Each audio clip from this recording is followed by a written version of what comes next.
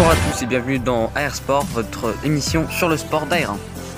Pour cette deuxième émission, tout d'abord nous parlerons des Bleus éliminés dès les huitièmes de finale par la Suisse, les autres huitièmes de finale de l'Euro 2020, les premières étapes du Tour de France et enfin des scores des Français à Wimbledon en tennis.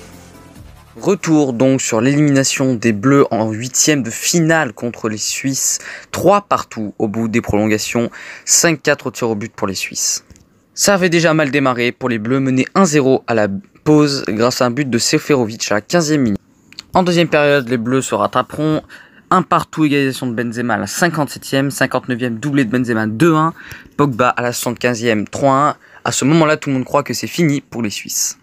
Mais malheureusement, c'est sans compter sur la hargne suisse avec le doublé de Seferovic à la 81e et le but égalisateur du 3 partout de Gavranovic à la 90e minute.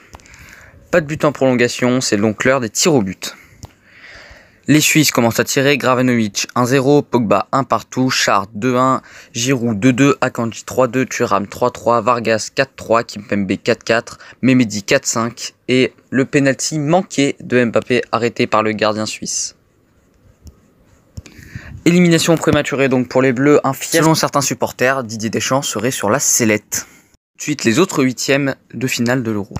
Les Gallois s'inclinent lourdement 4-0 contre le Danemark qui file en quart de finale. L'Italie aura dû aller en prolongation pour s'imposer 2-1 contre une Autriche surprenante. Autre élimination surprise, celle des Pays-Bas qui s'inclinent 2-0 contre la Tchéquie. Les Pays-Bas qui sont éliminés, leur entraîneur également Frank de Boer puisqu'il vient d'être licencié par la sélection.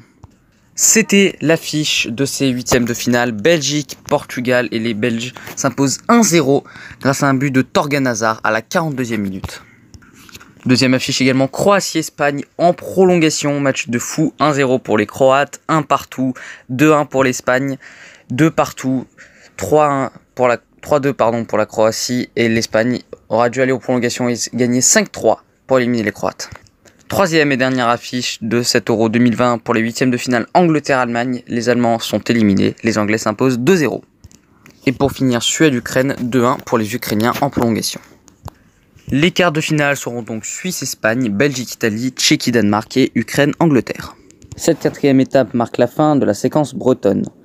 Au sein du peloton, la poursuite déclenchée par la formation de Sonic Quick-Step a bien profité à son champion Mark Cavendish qui fait cette année son retour après avoir été privé de 2 éditions. Surtout, l'homme aux 30 victoires a ajouté un succès à son compteur et prouvé qu'il pouvait encore rivaliser avec les meilleurs sprinters sur la plus grande course du monde. À Fougères, où il avait déjà triomphé en 2015, Cav devance Nasser Bouhanni et Jasper Philipsen et s'empare du même coup du maillot vert qu'il avait remporté en 2011, avant le début de l'ère Sagan. Les 4 premières étapes ont été remportées par 2 équipes belges. Pour terminer, nous allons parler des scores des Français à Wimbledon. Antoine Wong s'impose contre Zhang Zizen 6-4, 6-7, 7-6, 3-6, 6-2. Pierre Hugerbert jouait contre Pablo Andújar l'Espagnol. Le Français s'incline 6-7, 6-4, 6-7, 7-5 et 6-8.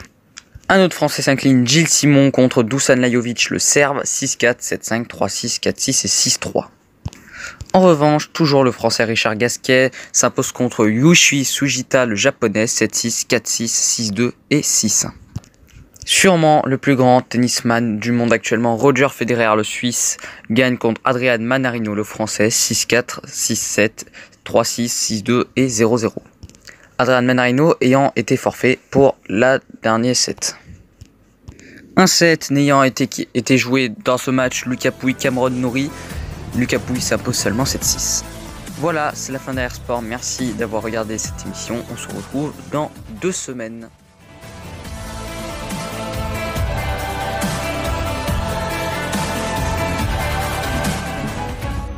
Je vous donne rendez-vous samedi sur AR1 à 10h. Je recevrai Nathalie Arthaud et je me rendrai dans les locaux de Lutte ouvrière à Pantin en région parisienne. Au programme de cet entretien, ses propositions pour le pays et pour l'élection présidentielle sur le domaine de l'économie, de l'éducation et le thème de la sécurité.